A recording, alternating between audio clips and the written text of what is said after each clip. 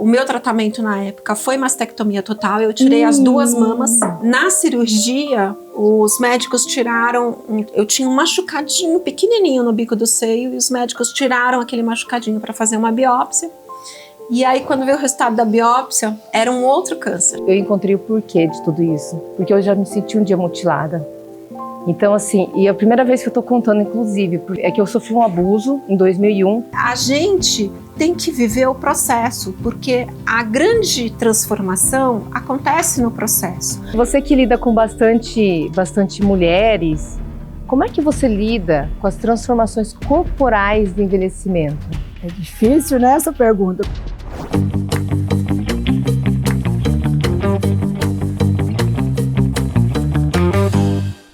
Hoje eu vou tomar café com a Sara. Ela tem 56 anos, uma executiva de sucesso, mas também teve muita luta.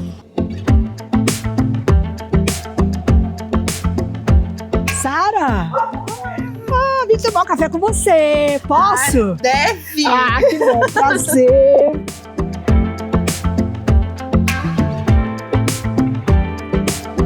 Sara, vamos começar falando da sua infância. Na verdade, assim, a minha referência, os meus valores muito fortes sempre foram da minha avó paterna, Sara, que eu carrego o nome. E a minha avó sempre me trouxe valores importantes. Por exemplo, a minha avó viajava muito e todo lugar que ela ia, ela me mandava cartões postais. E eu falava, eu vou trabalhar e um dia eu vou conseguir visitar todos esses lugares. Era uma situação bem estranha em casa, porque os meus avós tinham uma condição financeira muito boa, mas em casa a gente não tinha uma condição financeira tão boa assim.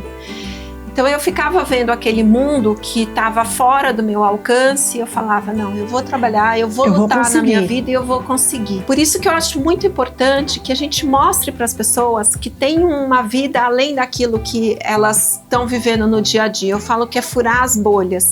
Porque se você não sabe que existe um mundo melhor ou um mundo diferente, não necessariamente melhor, mas diferente, você não pode fazer escolhas. E a minha avó me propiciou a oportunidade de fazer escolhas.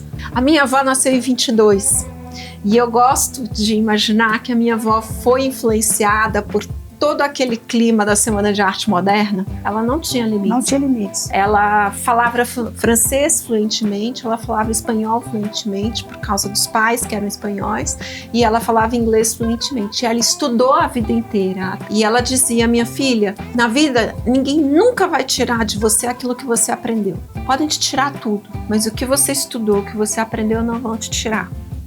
E a outra lição muito importante da minha avó é que na vida é muito fácil a gente aprender a ter. Difícil a gente se acostumar a não ter. A não ter, exato. Isso, você acha que essa separação dos teus pais te influenciou muito na adolescência? Porque você fumava. Quando você começou a fumar? Ou por quê? Quando eu estava no colegial, eu comecei a conviver com a turma do Grêmio da escola. A minha turma do Grêmio, de vez em quando, puxava um fumo ali.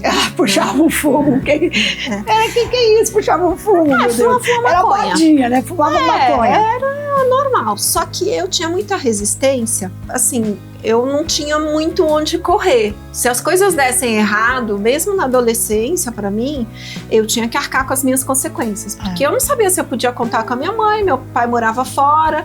Se eu ligasse pra minha avó, ia vir uma bronca grande, então era melhor andar na linha. Mas eu também não queria ser a careta da turma. A careta da escola, né? Ela imagina. Aí modinha. Foi aí que eu comecei. De vez em quando eu fumava um cigarro, mas cigarro mesmo.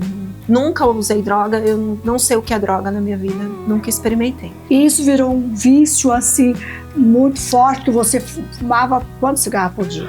Foi além do vício, eu cheguei a ser dependente da nicotina. Total. Total, porque eu fumava 2 maços de cigarro por dia. Meu Deus, é muita coisa, né? Muita coisa. E eu fumava de 3 a 4 cigarros antes de sair da cama. Quer dizer, que era o seu café da manhã, era o cigarro. Nem café da manhã eu tomava, eu só fumava, né?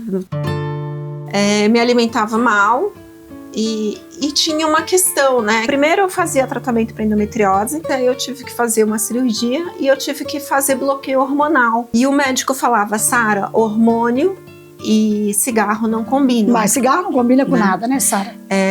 E eu tentei, eu fiz vários tratamentos, busquei psiquiatra, busquei psicólogo, cheguei a tomar vários tipos de remédios e eu não conseguia me livrar do cigarro, da nicotina. Na virada do ano 2000, todo mundo teve um plano muito grande de vida, porque era um momento muito grande. E um dos pontos da minha vida é que eu queria buscar um relacionamento sólido para mim.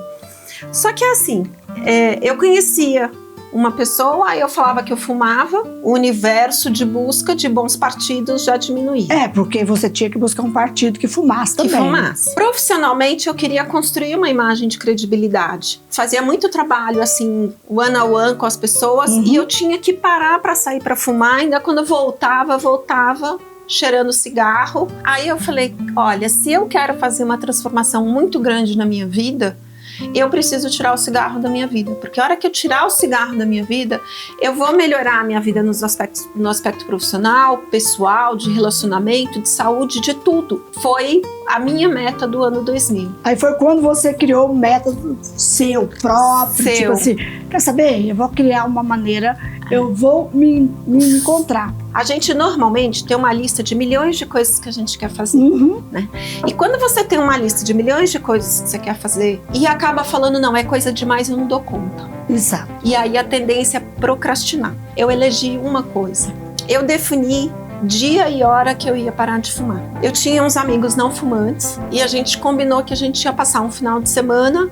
Nós alugamos um veleiro e eu falei, bom, então se eles não fumam, a gente vai passar um final de semana embarcado, é a minha grande oportunidade de não fumar. De não fumar. E eu embarquei, eu fumei o meu último cigarro ali no pier do Piratas Mall. O último, né?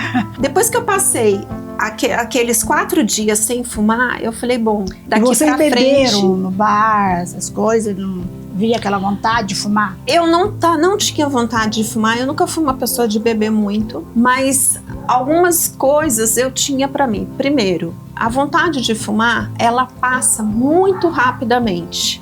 Então, toda vez que você tem vontade de fumar, se você toma água ou se distrai, a vontade de fumar em si, ela passa rapidamente. Eu não cheguei a ter consequências em relação ao cigarro. Eu não posso dizer, eu tive câncer de mama, mas eu não posso falar que o câncer de mama foi consequência do cigarro, porque... Foi anos depois isso. Foi anos depois, né? Eu parei de fumar tem 24 anos e eu tive o câncer a primeira vez há 2 anos, então 22 anos depois. Agora, quando eu estava fazendo a radioterapia, a gente tem que respirar fundo e segurar o ar para fazer a radioterapia, e as enfermeiras falavam, nossa, você tem um pulmão excelente, mas porque eu abandonei o cigarro e porque eu fui pro esporte. Depois que eu parei de fumar, eu tive um relacionamento, me casei. Exato, você teve um relacionamento. Tive um relacionamento. Você teve um relacionamento abusivo. A gente tende a substituir as nossas bengalas, né? Então, primeiro era a bengala do cigarro, aí eu fui buscar um relacionamento, aí eu achava que ali eu estava segura, mas eu não enxergava o quanto aquele relacionamento me consumia, né? Então, eu tinha um marido que me dominava, me afastava da família, me afastava dos amigos, ele impedia o meu crescimento profissional, ele achava que se eu não saísse do trabalho às 6 horas eu era incompetente, não podia... Muitas brigas, até que chegou uma hora, quando eu completei 40 anos, eu decidi que eu ia viver os melhores 50% da minha vida. Aí eu me separei e falei, agora eu vou viver os melhores 50% da minha vida. E foi fácil a separação? Foi bem aceita? Não, foi muito difícil. Foi muito difícil sair de casa, eu gostava muito dele, eu sofri muito, chorei muito. Você que saiu de casa? Eu que saí de casa. Eu saí de casa com uma mala e aí eu morei na casa do meu irmão com a minha cunhada. Foi um período muito difícil, porque eu tava com uma crise de labirintite horrorosa, eu não conseguia andar. E era muita briga, meu ex-marido fazia muita chantagem emocional, ele ameaçava se matar. Oh, meu Deus, ele foi lá te buscar? Não foi me buscar. Não chegou aí lá? Não chegou aí lá me buscar. Foi um bom tempo, até que chegou uma hora que eu falei, que eu dei um basta mesmo, de verdade, né? E pedi pra advogada para ligar para o advogado dele e falar, olha, existe Maria da Penha para assédio moral, assédio emocional. Então, nesse período eu me separando e tal, o meu irmão e minha cunhada, meu irmão muito preocupado comigo, né, o que estava acontecendo. Eles tinham ido à USP nesses grupos de corrida. Meu irmão falou assim, vamos lá no sábado com a gente foi fazer um programa muito legal. Eu falei, tá bom, aí eu fui. Eles falam que eles criaram um monstrinho, porque eu cheguei lá, primeiro, eu encontrei uma tribo, eu fiz amizades, eu tinha amigas para viajar, então a gente viajava para correr, eu acordava sábado cedo. As pessoas falam, como que você começou a correr? Praticamente foi colocando um pé na frente do outro e aí aumentando a velocidade desse pezinho. E isso aguçou a tua vontade de falar, eu quero isso, eu quero correr. Porque era desafiador. Sabe que quando a gente está começando, tem sempre um anjo da guarda que carrega a gente. Com certeza. Né? Teve uma amiga que me levou e foi me puxando nessa prova, né? Até que um dia o meu treinador, o Zeca, ele virou e falou assim, gente, esse ano eu quero comemorar meu aniversário em Berlim. Vamos todo mundo correr a maratona de Berlim? Fui para Berlim correr a maratona de Berlim. E foi minha primeira maratona. Foi bem legal, mas eu não curti correr maratona. Falei que aquilo não era pra mim, esse negócio de correr maratona era pra doido. Os últimos 10 quilômetros eu xinguei meu treinador, a família dele inteira. Que é esse troféu aqui? Pois é. Como que é? Uma pessoa que achava o absurdo fazer maratona. Aí eu fui pedalar, fui pra França, fiz o L'Étape de Tours na França. Aí quando eu voltei, um dia eu tava pedalando na USP sozinha. E eu atropelei um cara na USP. Me conta isso. Eu preciso saber. E aí eu parei pra pedir desculpas, porque, assim, dei uma trombada de bicicleta, deu uma derrubadinha, né? Uma nele, derrubadinha, né? A gente trocou o telefone, ele pediu meu telefone, trocou meu telefone, a gente saiu pra jantar. Ele adorou ser atropelado, então. Pois é. Aí a gente casou. A gente se conheceu no começo de dezembro e a gente casou 29 de janeiro do ano seguinte. No meio, entre isso e 29 de janeiro, ele me levou para Tóquio e eu fui torcer para ele na maratona de Tóquio. Aí ele começou, vamos correr Nova York comigo. Corri a maratona de Nova York em novembro daquele ano. A gente já estava casado, e aí a gente foi para Nova York. E aí você ganhou isso aí. Aí eu corri, é a medalha que chama Six Major. São 6 medalhas, explica pra gente. Na verdade são 6 medalhas e aí quando você completa a última prova, você ganha também essa medalha que é a mandala, que a gente chama, né? Então ela representa as 6 cidades. Então aqui tem Boston, tem Tóquio, Nova York, Chicago, Berlim e Londres, que são as 6 mais importantes maratonas do mundo, que são as Six Majors. E eu fui a 38ª brasileira a conquistar essa medalha. Fala um pouco do seu livro, Sara. As pessoas acham que a gente chegou aqui, né? Eu recebendo você aqui na minha casa, que isso cai do céu, né? A gente chora, a gente tem que superar frustrações. Ninguém vê, né? Ninguém vê. Só a gente tem que ressignificar as nossas dores. Exato. Né? Então, tudo isso que a gente passa, as pessoas não veem, elas acham que pode pirlim pim pim. Ela tem uma vida maravilhosa, né? Como ela não pode é. estar? Então eu quis contar um pouquinho disso, né? Das dores, das tristezas, dos caminhos, né? E também porque as pessoas, elas ficam sempre pensando assim, quando eu me casar, quando os meus filhos crescerem, não tem quando. A gente tem que viver o processo, porque a grande transformação acontece no processo. Uma linha de chegada pode perlim pim pim. Às vezes a gente passa meses preparando uma festa de casamento, anos estudando em função de uma formatura, mas aquele dia passa muito rápido. Passa. O importante é o que você viveu para aquele momento e o que você vai fazer com isso. Quando foi que você descobriu que tinha câncer? 12 de janeiro de 2022. Sabe aquelas coisas que você acha que não vai acontecer com você? Eu sempre fui uma pessoa que mantive os meus exames em dia, sempre fiz todo o meu acompanhamento médico. Pessoas da minha família já tinham tido câncer de mama, então eu fiz todo um mapeamento genético e eu não tinha a menor probabilidade de ter câncer, e aconteceu. O meu corpo, ele me dava sinais. Eu emagrecia e a minha mama direita emagrecia, a esquerda estava sempre maior. Eu tinha alguns sinais no meu corpo que alguma coisa não estava certa. Mas como eu nunca perdia o exame, eu peguei muito no começo. Aí o meu tratamento na época foi mastectomia total. Eu tirei as 2 mamas e coloquei prótese. Só que aí, na cirurgia, os médicos tiraram, eu tinha um machucadinho pequenininho no bico do seio e os médicos tiraram aquele machucadinho para fazer uma biópsia. E aí, quando veio o resultado da biópsia, era um outro câncer. Meu Deus, depois da cirurgia. 30 dias depois da cirurgia, eu estava na mesa de cirurgia de novo, porque aí eu tive que tirar o bico do seio. Desde o começo, eu já pensava que se eu tivesse que fazer alguma coisa, que eu ia fazer uma tatuagem, já tinha estudado algumas situações. E aí eu fiz uma tatuagem 3D e eu posso falar que hoje fica perfeito, né? A minha mama é muito mais bonita do que ela era antes do câncer. Olha! Né?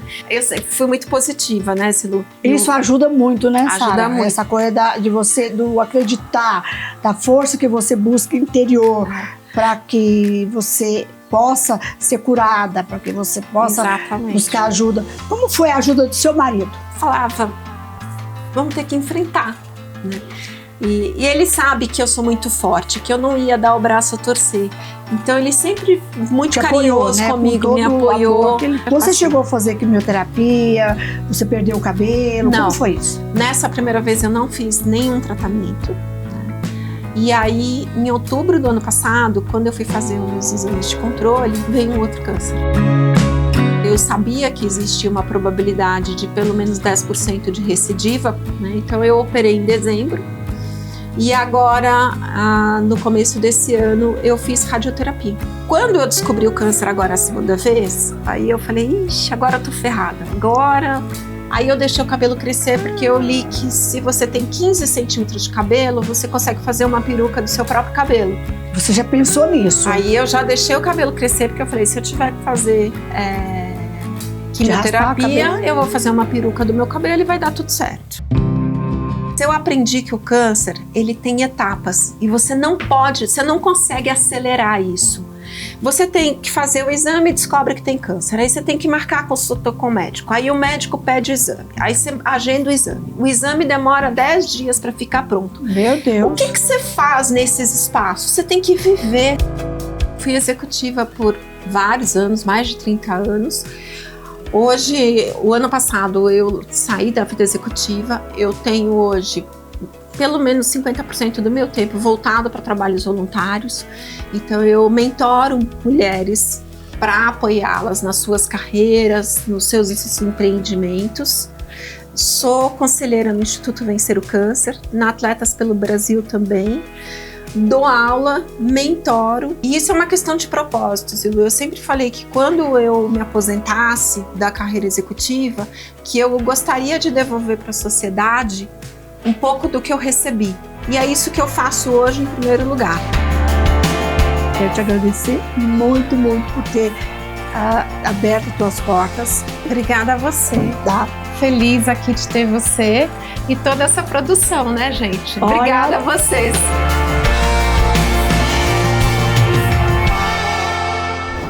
Para conversar e trazer respostas sobre esse caso, eu quero apresentar a você a Valéria Yoshino. É isso mesmo, né, doutora? Isso Valéria mesmo, Yoshino. Isso mesmo. Muito obrigada. É um prazer ter você aqui para estar esclarecendo e falando com essas mulheres, explicando como você faz seu trabalho, que é um trabalho lindo. Eu que agradeço, Zilu, por você, pela equipe, pelo convite. E eu estou muito realizada de estar aqui, muito honrada por estar aqui presente para poder falar um pouquinho sobre o meu trabalho, sobre um pouquinho sobre a transformação de vidas das mulheres que eu atendo.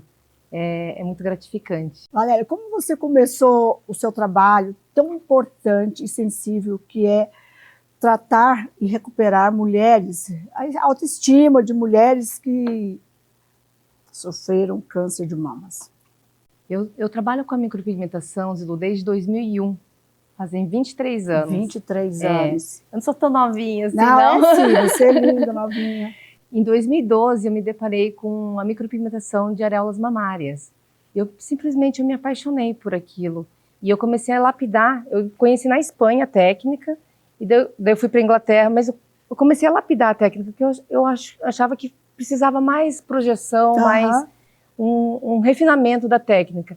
E daí eu fui aprimorando e comecei a fazer trabalhos filantrópicos em Curitiba, no Hospital Erasto Gettner. E ali eu fui refinando, fui me deparando com dificuldades da técnica, e até que eu consegui fazer um trabalho muito refinado, com uma boa fixação, e que realmente o propósito era a transformação de vidas das mulheres. E realmente é o que acontece quando eu realizo um trabalho da micropigmentação das areolas. Você é que criou a auréola, como é que fala direito, doutora? Areola. Eu acho que muitas pessoas falam errado. Muitas, a maioria. A maioria, inclusive o meu diretor, né? Vamos falar, 90% das pessoas falam errado. Que é em 3D. 3D. Eu não criei de imediato porque eu fui me deparando com as dificuldades. Aí eu vi que tinha que lapidar aquela projeção e eu comecei a desenhar no papel. E eu falei, mas assim, não tá legal. E precisa de sombra, luz. Aí comecei a desenhar muito no papel. Eu comecei a me deparar com dificuldades na técnica. Por quê? Aí eu descobri que comecei a estudar mais sobre a mama em si. É uma região de muita adiposidade, ela tem muita gordura. O pigmento ele não fixa muito bem com a pele gordurosa, com a gordura. Com a minha capacitação durante os anos da micropigmentação de sobrancelhas que eu fazia, eu comecei a refinar essa técnica de modo muito fino e delicado mesmo, que eu consegui começar a implantar o pigmento de forma mais precisa. Que fica muito parecida com a pele verdadeira, fica original, né? Que é aquela coisa que a mulher quer. Exatamente. Para levantar essa autoestima. Que te levou a falar, eu vou ajudar essas mulheres? E eu procurei uma resposta há muitos anos. Por que eu trato de mulheres? Por quê? Por quê? E por muito tempo, eu não consegui essa resposta. E eu me deparei com essas pessoas que se sentem mutiladas devido a uma doença. E eu falei assim, mas por que eu me dedico tanto a essas mulheres? Eu sempre procurei esse porquê e não achei. E você não acredita, Zilu. Esse ano, na verdade, eu me deparei com uma história minha do passado, que eu falei, eu encontrei o porquê de tudo isso. Porque eu já me senti um dia mutilada.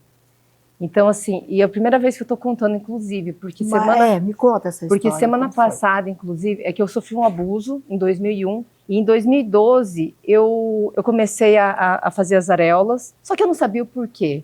Eu gostava tanto daquilo de reparar cicatrizes das mulheres, e sempre com mulheres. E eu querendo salvar aquelas mulheres, assim, de alguma forma, resgatar aquela autoestima, aquele alto amor delas. E eu não sabia o porquê. Tudo isso, todo esse amor por essas mulheres. E eu, perguntando, porque fazem 12 anos que eu trabalho com areolas. E assim, ano passado, começou a vir à tona essa história minha. A sua história. A minha história, do abuso, tudo. E esse ano, eu comecei a me conectar muito com Deus. E Deus me falou assim, você precisa falar para sua mãe para você contar a sua história. Porque você precisa dar um testemunho de vida para as pessoas. E você vai se libertar com a sua mãe. E semana passada, eu fui até minha mãe e contei tudo para ela. Contei tudo para ela. E assim... Ela não sabia, ninguém sabia. Não, era uma coisa só sua, que você guardava. Só minha. E, inclusive, é a primeira vez que eu tô contando em público essa minha história. Porque machuca muito, né? Mas você está se libertando a partir do momento que você contou para sua mãe, que você está aqui falando com a gente, falando com mulheres, que é muito importante ouvir isso, porque acho que todas nós temos uma história para contar. Todas. De sofrimento, ou de vitória, ou de superação, seja o que for, né? Temos que passar isso para outras mulheres. Exatamente. Mas hoje você é uma mulher que está se libertando de tudo isso. Sim. Qual o seu maior desafio dentro do seu trabalho? Meu maior desafio é realmente, assim, entregar tudo que eu tenho, todo o amor que eu tenho para essas mulheres. Porque realmente, assim, quando chega uma mulher até mim, eu me entrego total. E eu não trato, assim, de forma muito exclusiva. Eu ouço a dor delas e, assim, eu entendo, eu quero passar mensagem para elas que o meu trabalho é final de um ciclo. É o início de uma nova história. É uma finalização de ciclo. Realmente, porque assim, elas passaram por toda aquela questão da doença, toda aquela fase, dor, descobrir a doença, muitas são abandonadas pelos maridos. Né? Se sentir mutilada, químio, tratamento, tudo. É muito difícil. Então, o meu trabalho é a mudança de ciclo. Acabou aquela parte, está curada. É isso, o meu trabalho é esse, essa cura, entendeu? E como que você faz? Porque muitas mulheres não têm condição nenhuma de fazer esse tratamento, nenhuma, porque não é um tratamento barato. E como que você faz? Você, mesmo assim, você vai fazer o trabalho dessa mulher? Eu faço muitos trabalhos filantrópicos, Ilu. Eu comecei com a filantropia, eu continuo com a filantropia, eu tenho parcerias com a Sociedade Brasileira de Mastologia, eu tenho parceria com o IBCC, com o Hospital da Mulher também. Então eu tenho várias parcerias, médicos também. Se tem a pessoa que não tem condição, eu faço esse trabalho. Eu disponibilizo 2 dias por mês para fazer esse trabalho, gratuitamente, 100% gratuito. Então, assim, eu consigo acolher essas mulheres que não têm condições. Mas, assim, é claro que também é meu trabalho, para quem tem condições, eu tenho o valor que eu cobro ali, né? Exatamente. Mas, assim, elas podem chegar através do meu Instagram, depois acho que o pessoal vai passar aí, pode chamar no direct, ou através da SBM, que é a Sociedade Brasileira de Mastologia. Elas podem entrar em contato e fazer um cadastro ali, e chega até mim. Como é ver uma mulher que chega ali se sentindo anulada, mutilada, e quando você começa a fazer o tratamento, o antes e o depois? É uma sensação assim, eu me sinto muito realizada, e elas, assim, sempre tem lágrimas. Sempre tem, sempre. É difícil não ter lágrimas no final, porque assim, realmente elas ressignificam a vida delas com esse tratamento. É o início de uma nova história. Toda aquela dor parece que foi embora naquele momento, sabe? É muito importante o autoestima, né? A autoestima de uma mulher que está se sentindo mutilada e olhar e falar, meu Deus, porque eu acho, consegui. Eu acho assim que a mama, ela tem algo muito... Ela tem conexão com o divino. Primeira coisa, a mama, você nutre um filho. Você dá vida, praticamente, a um filho. E isso é inconsciente. Então, ela tem um valor tão importante na vida de uma mulher, que quando ela perde aquilo, parece que ela perdeu até o sentido, às vezes, de vida até. É isso que eu sinto. E tem muitas que se acostumam, não se olham no espelho. Elas passam reto no espelho. Acha melhor, deixa pra lá, aconteceu, deixa pra lá. Deixa pra lá, vamos aceitar, que tô curada, que é melhor, aceitei, pronto. Mas não. Quando elas fazem tem umas que são até resistentes para fazer, porque falam assim, eu não quero passar por um novo processo. Por mais que não seja uma cirurgia, eu não quero passar de novo, tá bom, não consigo olhar no espelho, mas tá bom, assim, tô curada.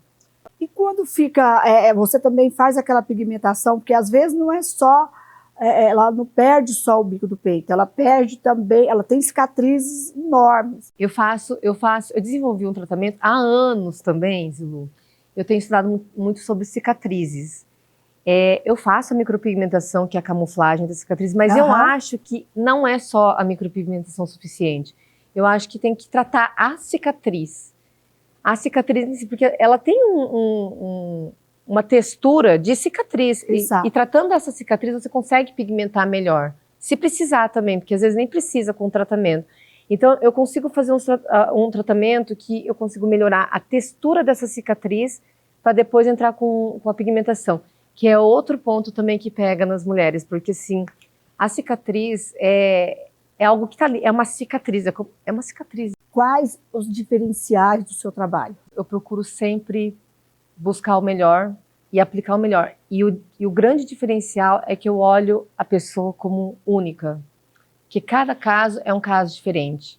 Cada mama é diferente, cada história é diferente. Então, eu procuro ouvir a história, eu ouço a história do paciente e tento acolher da melhor forma possível, de acordo com aquela história que está diante de mim. Então, assim, esse é o diferencial. E técnica também, a parte técnica também é muito refinado o meu trabalho. Esse trabalho, a gente... Mostra aqui as areolas que você trouxe. A gente vai falar errado. Então aqui, essa é uma técnica que eu refinei também. É uma técnica que eu aprendi na Itália, de italiano. Isso é de silicone, né? De silicone. Aí, assim, essa prótese é uma prótese que eu faço um molde da mama preservada da paciente. E eu faço de acordo com o que ela tem, a cor, textura, formato, de acordo com o molde que foi tirado. E ela cola com uma cola especial, fica de 3, 5 dias, aí a paciente tira para higienizar e cola de novo. Ah, é? Tira e coloca. É como se fosse aquele protetor de silicone que você mais ou coloca menos. aqui para não usar sutiã. Mais ou menos. É mais ou menos isso. Mais ou menos isso, ó. Então, interessante fazer... E ela pode tomar banho, tudo Pode, com a prótese. piscina, tudo. Fica coladinho ali. Olha, Pode e até aqui puxar. tem vários, né? Ó, só Vários de puxar modelos. já faz uma pressão, ó. É, Tá vendo? verdade. São vários modelos, né? Vários modelos. Todos esses modelos é de paciente. São de Você pacientes, mas tira a bicudinho. foto antes, quando ela vai até você antes, ou ela te mostra alguma foto? Na verdade, isso aqui é um molde. Ah. É um molde que eu tenho que tirar presencial na paciente. Aham. Aí eu faço de acordo com o molde. Aí fica certinho. Mesmo que ela fez a pigmentação, que ela já criou o bico do peito ali, ela quer usar isso. Tem pacientes que não têm o bico, porque geralmente a mastectomia, a cirurgia de câncer de mama, ela é tirada um lado só. Geralmente, assim, tem pacientes que tem que tirar os dois lados, aí fica sem nada. Aí eu pego quem não tem nada, por exemplo, para tirar como molde, eu pego um molde que já é existente. Aí eu pego esse molde esse molde ficou legal. Aí vai lá e vê qual que fica melhor, e daí eu faço de acordo com o molde. E quanto tempo vai durar esse molde, isso aqui para ela? Até rasgar. Aí depende de como ela vai cuidar, né? Depende de como ela vai cuidar. E assim, ela vai ter o próprio bico natural. O próprio bico no outro lado. E é interessante fazer a micropigmentação antes para depois colar isso daqui, porque a micropigmentação, ela se olha no espelho e tá ali. Esse daqui não, ela tem que ficar colando e tirando. Então é interessante que tenha os dois. Esse é interessante. Né?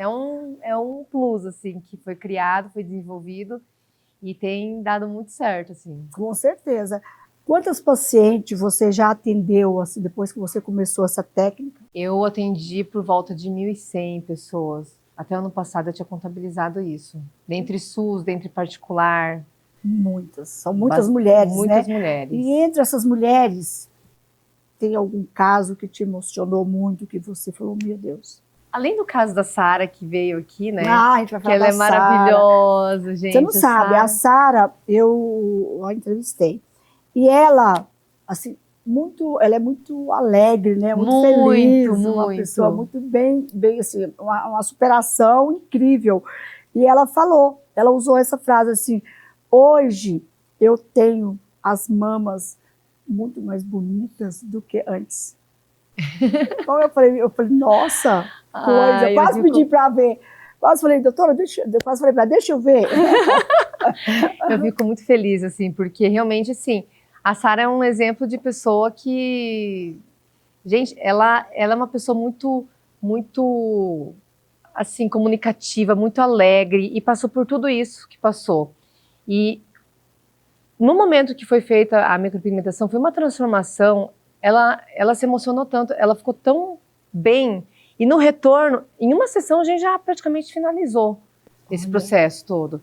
Então, assim, ela realmente se sentiu muito grata, tanto é que ela que se tornou a gente mostrou aqui o caso dela, que é uma mulher uma mulher de sucesso. Quanto tempo depois da cirurgia essa mulher pode começar a fazer essa pigmentação? Esse tratamento, né? Porque é um tratamento, né? Aproximadamente 3 meses, Lu, só que sempre orientação do médico. Eu sempre peço autorização do médico. Geralmente os médicos me encaminham as pacientes. Não são...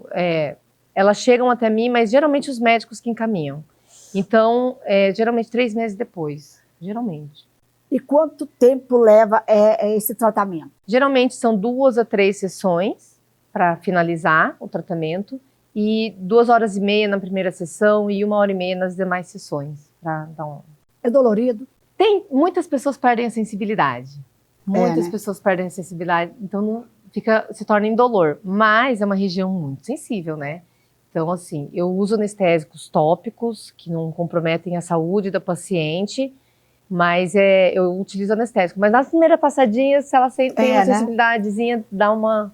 E mesmo aquela que não tem condição nenhuma de fazer, ela pode procurar, que você vai encaixar ela ali durante o tempo que você está tratando das mulheres. Com certeza. Tudo que a gente passa na vida, que nós passamos na vida, é para um aprendizado, tem um propósito. Eu acho que Deus não dá pra gente uma história de sofrimento por sofrer. Ali a gente aprende alguma coisa.